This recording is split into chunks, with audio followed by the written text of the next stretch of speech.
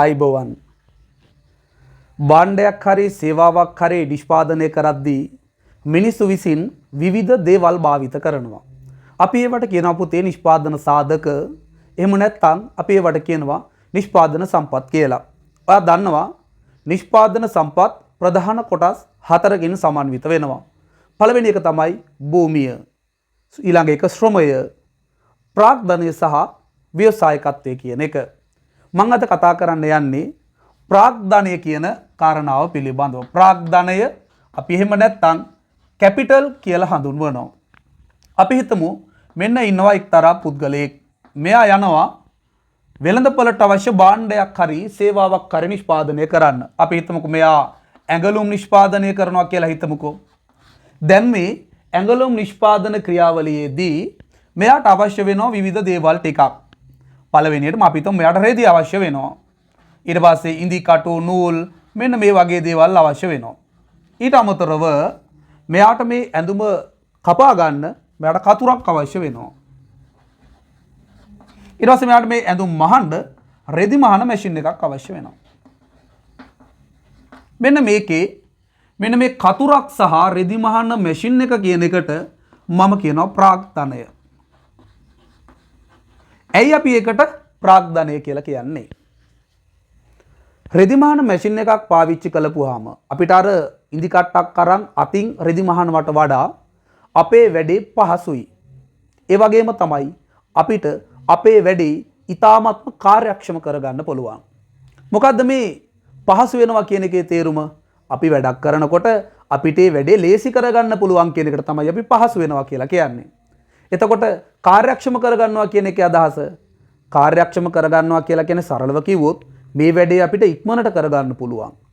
අඩු කාලයකින් අඩු වියදමකින් මෙන්න මේ භාණ්ඩය නිෂ්පාදනය කරගන්න පුළුවන් නම් අපි අන්න ඒකට කියනවා පුතේ කාර්යක්ෂම වෙනවා කියලා.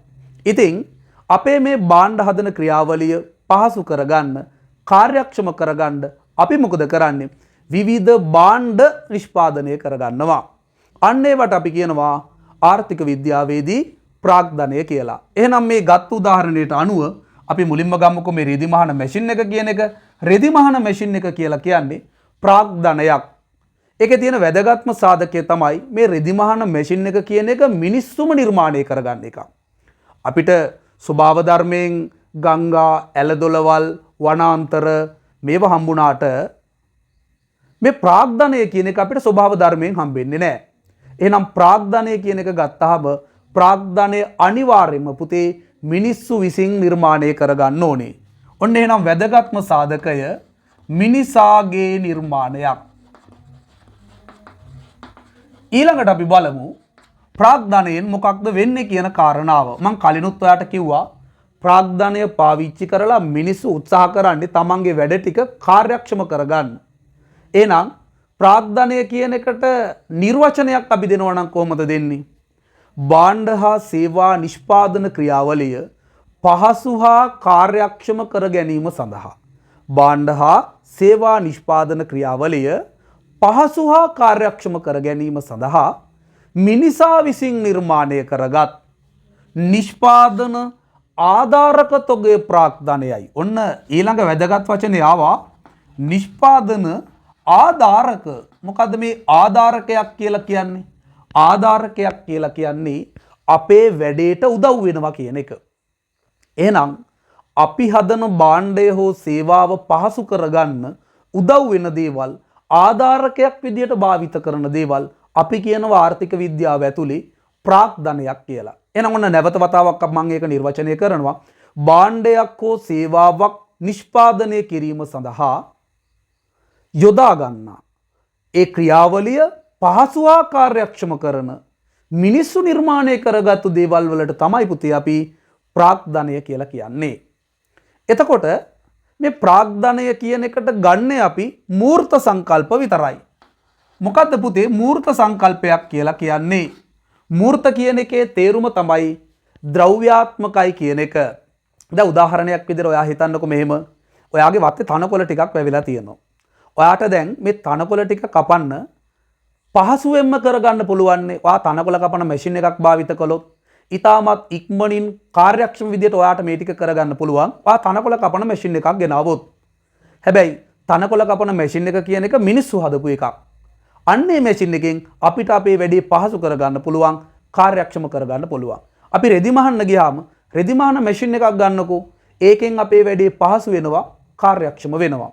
අපිට කාණුවක් කපා ගන්න, ළිඳක් කපා ගන්න, වැවක් හාර ගන්න ගියාම අපිට බැකෝ එකක් පාවිච්චි කරන්න පුළුවන්.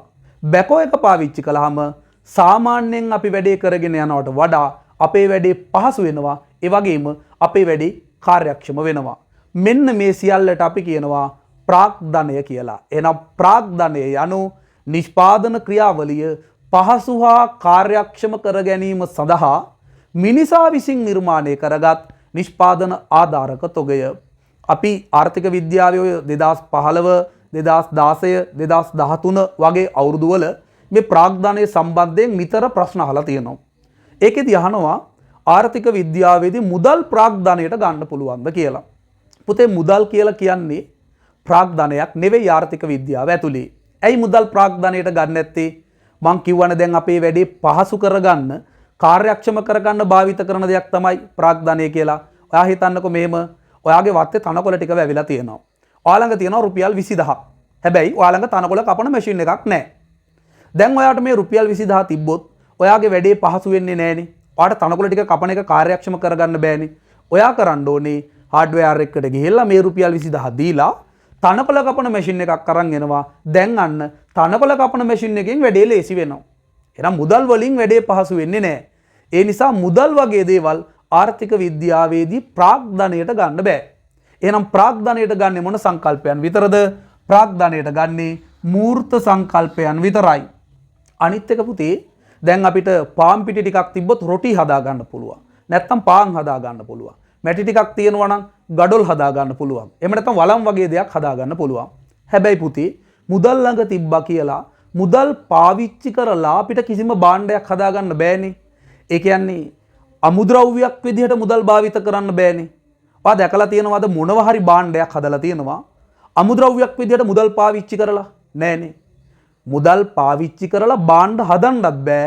මුදල් පාවිච්චි කරලා භාණ්ඩ හදන වැඩේ කාර්යක්ෂම කරගන්නත් බෑ. හැබැයි ඉතින් අමුද්‍රව්‍ය ගන්න, ප්‍රාග්ධනය ගන්න මුදල් ඕනේ. ඒක වෙනම කතාවක්. නමුත් ආර්ථික විද්‍යාවේදී ප්‍රාග්ධනය කියන්නේ මුදල් වලට නෙවෙයි, මූර්තවත්කම් වලට, එහෙම නැත්නම් ද්‍රව්‍යාත්මක දේවල් වලට විතරයි. එහෙනම් ඔන්න අපිට දැන් ප්‍රාග්ධනය සම්බන්ධයෙන් ප්‍රධාන ලක්ෂණ දෙකක් මතුවෙනවා. පළවෙනි කාරණාව තමයි ප්‍රාග්ධනය කියලා කියන්නේ මිනිසාගේ නිර්මාණයක්. දෙවෙනි කාරණාව තමයි ප්‍රාග්ධනය කියලා කියන්නේ මූර්ත සංකල්පයක්. අපි ගමු එක්තරා ගෙදරක තියෙන තනකොළ කපන මැෂින් එකක්. මේ තනකොළ කපන මැෂින් එක තනකොළ කපන්න එකවරක්ද පාවිච්චි කරන්න පුළුවන්? නෑනේ. මේක නැවත නැවත පාවිච්චි කරන්න පුළුවන්. එහෙනම් ඔන්න ප්‍රාග්ධනයේ තුන්වෙනි ලක්ෂණය මං ගේනවා. නිෂ්පාදන ක්‍රියාවලියේදී නැවත නැවත භාවිත කළ හැකිවීම. ප්‍රාග්ධනය කියලා කියන්නේ එකවරක් භාවිත කරලා අයින් වෙන එකක් නෙවෙයි. පළවෙනි එක මිනිසාගේ නිර්මාණයක්. ප්‍රාග්ධනය කියන එක මිනිසාගේ නිර්මාණයක්. ඒ කියන්නේ මිනිස්සු හදන එකක්. මොකටද මිනිස්සු මේවා හදන්නේ? මිනිස්සුන්ගේ වැඩ ටික පහසු කරගන්න. එහෙම නැත්නම් මිනිස්සුන්ගේ වැඩ ටික කාර්යක්ෂම කරගන්න. දෙවෙනි එක මේක ඇවිල්ලා මූර්ත සංකල්පයක්. මූර්තයි. අපි සමහර තැන්වල මේකට කියනවා ඒ නිසාම තොග සංකල්පයක්. ද්‍රව්‍යාත්මක දෙයක් තමයි පුතේ ප්‍රාග්ධනය.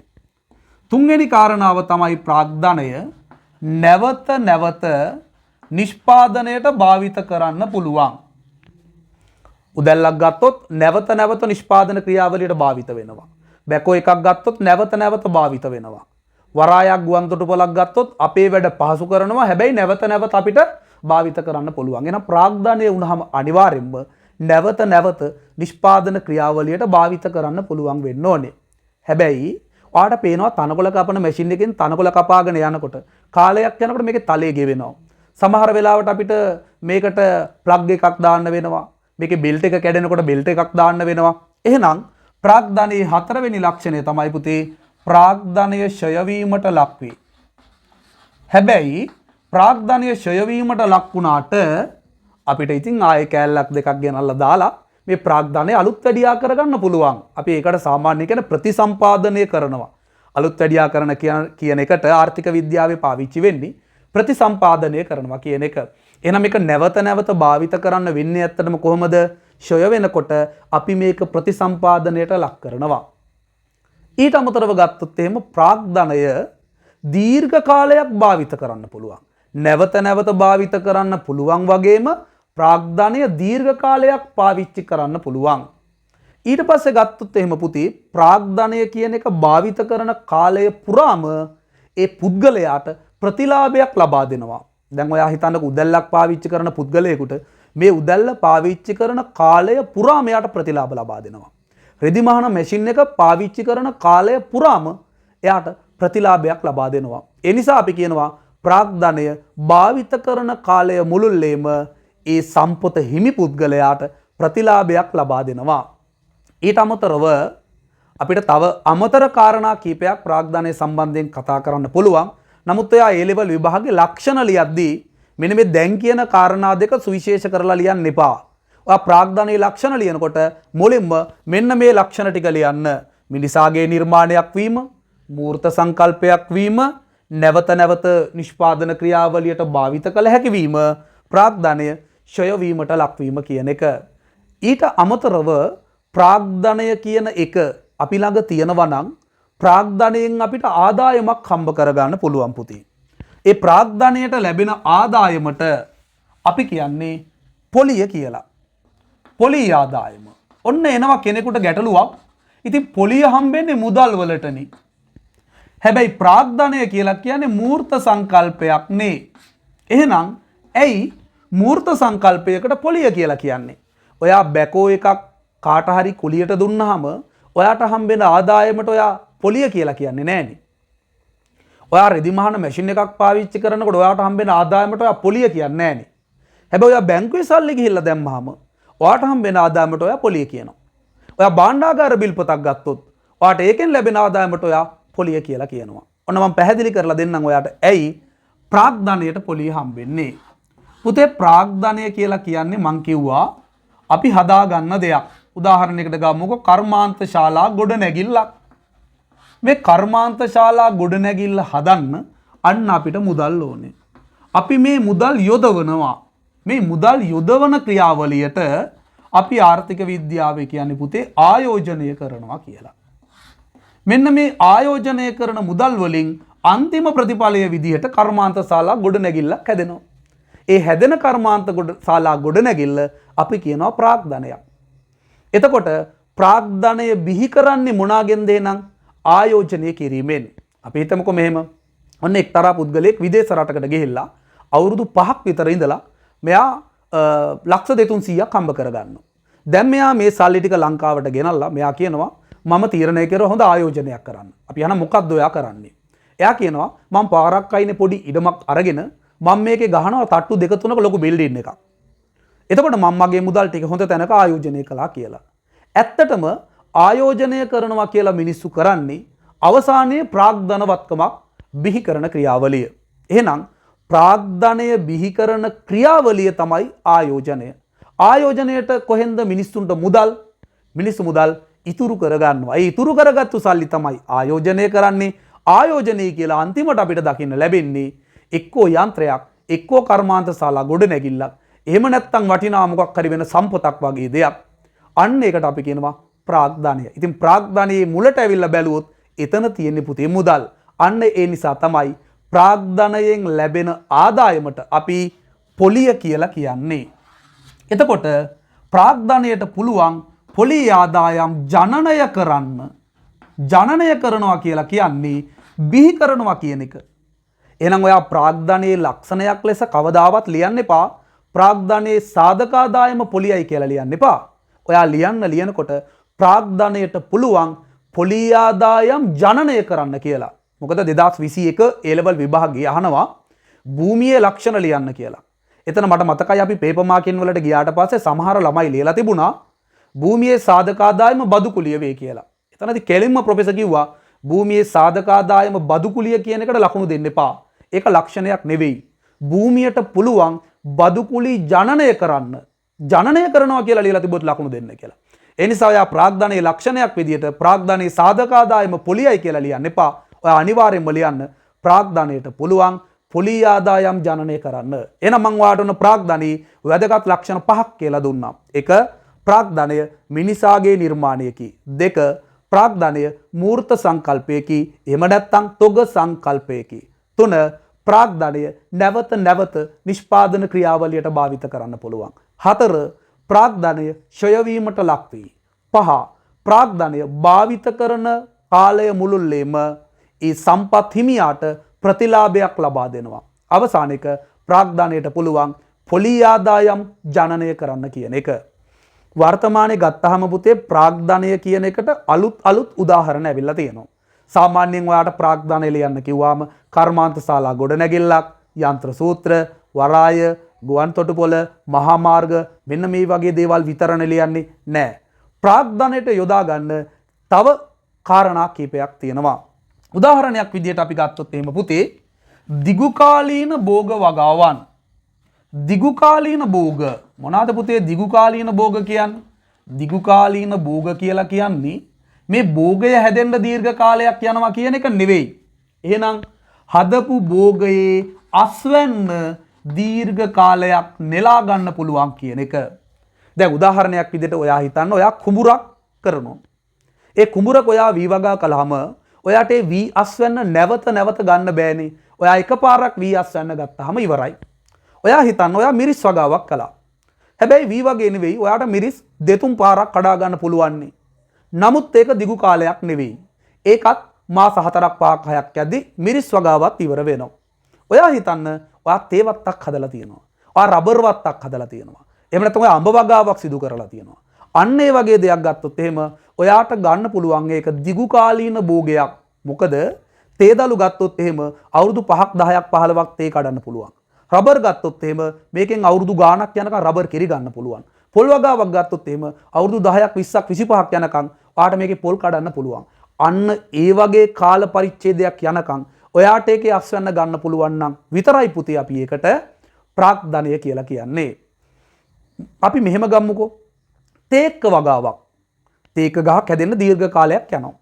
තේක වගාව ප්‍රාග්ධනයට ගන්න පුළුවන්ද? තේක වගාව ප්‍රාග්ධනයට ගන්න බෑ. ඇයි තේක වගාව ප්‍රාග්ධනයට ගන්න බැරි? පුතේ තේක ගස් හිටවන්නේ මොකටද? තේක ගහක් හිටවන්නේ ලී ගන්න. එතකොට ලී ගන්න තේක ගහ කපන්න වෙනවනේ අපිට. තේක ගහ කපපුවාම ඊළඟ මාසේ ඊළඟ අවුරුද්දේ නැවත තේක ගහෙන් අපිට ප්‍රතිලාභයක් ලබා ගන්න බෑ. ඒ නිසා තේක වගේවා ප්‍රාග්ධනයට ගන්නේ නැහැ. එහෙනම් ප්‍රාග්ධනයට ගන්න පුළුවන් වෙන්නේ ප්‍රතිලාභය නැවත දීර්ඝ කාලයක් ගන්න පුළුවන් නම් විතරයි. එහෙනම් දිගුකාලීන භෝග කියන එක අපිට ගන්න පුළුවන්. මට මතක හැටියට 2019 හෝ 2020 ඕල් සිලබස් එකේදී එක ප්‍රශ්නයක් අහනවා ප්‍රාග්ධනයට උදාහරණයක් වන්නේ මොකක්ද කියලා. අන්න එතන ප්‍රාග්ධනයට උදාහරණයට අරන් තියෙන්නේ තේ වගාවක් තේ වත්තක් කියන එක. මොකද ඒක ඇවිල්ලා දිගුකාලීන භෝගයක් නිසා. ඒ වගේම පුතේ ප්‍රාග්ධනයට ගන්න තව සාධකයක් තියෙනවා. ඒ තමයි මිනිස්සුන්ගේ වැඩ පහසු කරගන්න පුරුදු පුහුණු කරගත්තු සතුන් ඉන්නවා. අපි ගමුකෝ දැන් නම් පාවිච්චි වෙන්නේ නැහැ. හැබැයි බර ඇදීමට පුරුදු කරගත්තු අලි ඉන්නවා. සීසෑම සඳහා පුරුදු පුහුණු කරගත්තු ගවයෝ ඉන්නවා. අන්න ඒ වගේ දිගු කාලයක් ප්‍රතිලාභ ලබා ගන්න පුළුවන් මිනිස්සු විසින් නිර්මාණය කරගත්තු සත්තුන්ට අපි කියනවා ප්‍රාග්ධනය කියලා. දැන් දිගු කාලීනව ප්‍රතිලාභයක් ගන්න පුළුවන් සතෙක්නේ අපි ගත්තොත් එහෙම ගවයෙක් කියලා කියන්නේ. බර ඇදීමට පුරුදු කරගත්තු ගවයෝ, සීසෑමට පුරුදු කරගත්තු ගවයෝ. ඒක මිනිසාගේ නිර්මාණයක්ද? ඔව්නේ. ඔයා හිතන්නකෝ හැම හරකෙකුටම සීසාන්න බෑනේ. හැම හරකෙකුටම බර අදින්න බෑනේ. මිනිස්සු ඌව බර අදින්න පුළුවන් විදිහට, සීසාන්න පුළුවන් විදිහට පොඩි කාලේ ඉඳලා පුරුදු පුහුණු කරලා ගන්නවා. අන්න ඒ නිසා ඒ සත්තු ප්‍රාග්ධනයට ගන්න ඕනේ. ඊට අමතරව තව අමුතු උදාහරණ ටිකකුත් අරන් තියෙනවා. එකක් තමයි අපි ඔය ෆාම් එකක් කරනවා කියලා ඔයා හිතන්නකෝ. ෆාම් එකක කෙනෙක් ඔන්න කුකුල්ලු ඇති කරනවා මසට. තව කෙනෙක් කුකුල්ලු ටිකක් ඇති කරනවා. ඒ අය බිත්තර ගන්න කියලා තමයි මේ කිකිලියෝ ටික ඇති කරගෙන යන්නේ. දැන් මසට ඇති කරන කුකුලා ප්‍රාග්ධනය නෙවෙයි. හේතුව මරපුවාම එයාගේ කාර්යය එතනින් ඉවරයි. හැබැයි කිකිලියක් ගත්තොත් එහෙම අවුරුදු 1කමාරක් 2ක් විතර යනකම් බිත්තර දානවා. නැවත නිෂ්පාදන ක්‍රියාවලියට යොදා ගන්න පුළුවන්. ප්‍රතිලාභයේ දීර්ඝ කාලයක් ලැබෙනවා. ඒ නිසා බිත්තර දමන කිකිලියෝ ප්‍රාග්ධනය. අපි ගත්තොත් එහෙම කිරිගවයින් ඔයා අඹේවැල ෆාම් එකට එහෙම ගියොත් දකිනවා ඒකේ ඉන්නවා කිරිගවයින්. ඒ ගවයින්ගෙන් එකපාරක් නෙවෙයි අපිට කිරි ගන්න පුළුවන්. දෙතුන් පාරක් නෙවෙයි. අවුරුදු කීපයක් යනකම් අපිට උන්ගෙන් කිරි ගන්න පුළුවන්. අන්න ඒ නිසාම කිරිගවයින් වගේ අයත් පුතේ අපි ප්‍රාග්ධනයට ගන්නවා. එහෙනම් ප්‍රාග්ධනයට ගන්න උදාහරණ වලට ඔයා ලියද්දි ලියන්න සාමාන්‍යයෙන් කර්මාන්ත ශාලා ගොඩනැගිලි යන්ත්‍ර සූත්‍ර වරායවල් ගුවන් තොටුපළවල් වගේ දේවල්. නමුත් පුතේ ප්‍රාග්ධනයේ උදාහරණ විදියට බැරි වෙලාවත් වල MCQ පේපර් එකක තිබුණොත් මොනවා හරි දිගු කාලීන භෝගයක් තේපොල් රබර් වගේ දෙයක්. එහෙම නැත්නම් මොනවා හරි දෙයකට පුරුදු පුහුණු කරගත්තු සතුන් මං අර කිව්වා වගේ බර ඇදීමට පුරුදු කරගත් අලියන් සීසෑපට පුරුදු කරගත් ගවයන් අන්න ඒ වගේ අයත් ප්‍රාග්ධනය කියන එකට ගන්න. මොකද ප්‍රාග්ධනයේ මං ඔයාට අර කියපු ලක්ෂණවල කිහිපයක් මෙන්න මේ සත්තු තුලත් දකින්න ලැබෙනවා. හැබැයි හැම සතෙක්ම ප්‍රාග්ධනය නෙවෙයි. අපි හිතමු ඔයා මින්නේරිය පැත්තට ගියොත් එහෙම ආට පේනවා මින්නේරිය වැවිස්මත්වේ ඉන්නවා විවිධ අලි. ඒතකොට ඒ අලි ප්‍රාග්ධනය නෙවෙයි. ඇයි ඒ අලි ප්‍රාග්ධනය වෙන්නේ නැත්තේ? ඒ අලින්ගෙන් අපිට අපේ වැඩ පහසු කරගන්න කිසිම දෙයකට යොදා ගන්න බෑ. ඒවා ඉතින් ඔය සංචාරකයෝ වගේ කියලා නරඹලා එන එකක්. ඒවා ප්‍රාග්ධනය නෙවෙයි. හැබැයි අපි තුන් පෙරහැරේ ගෙනියන අලි ටික අන්න ඒක ප්‍රාග්ධනයට ගන්න පුළුවන්. ඇයි? කරඬුව වඩම්මන්න අලියෙක්ව පුරුදු කරන්න ඕනේ. පුහුණු කරන්න ඕනේ. ඊට පස්සේ තමයි යාව අපි අපේ පෙරහැරේ ගෙනියන්න පාවිච්චි කරන්නේ. ඒ නිසා පෙරහැරේ යන අලියා ප්‍රාග්ධනයට ගන්න හැකියාව තියෙනවා. එහෙනම් ප්‍රාග්ධනයට අර කියපු සතුන් අයිති, ප්‍රාග්ධනයට දිගු කාලීන භෝග අයිති, ඊට අමතරව ප්‍රාග්ධනයට කර්මාන්ත ශාලා ගොඩනැගිලි යන්ත්‍ර සූත්‍ර වගේ දේවල් සියල්ල අයිති වෙනවා. හැබැයි ප්‍රාග්ධනය කියලා කියන්නේ අනිවාර්යයෙන්ම මිනිසාගේ නිර්මාණයක් විය යුතුමයි. එහෙම නැත්නම් පුතේ ඒක ප්‍රාග්ධනය කියන එකට අන්තර්ගත වෙන්නේ නැහැ.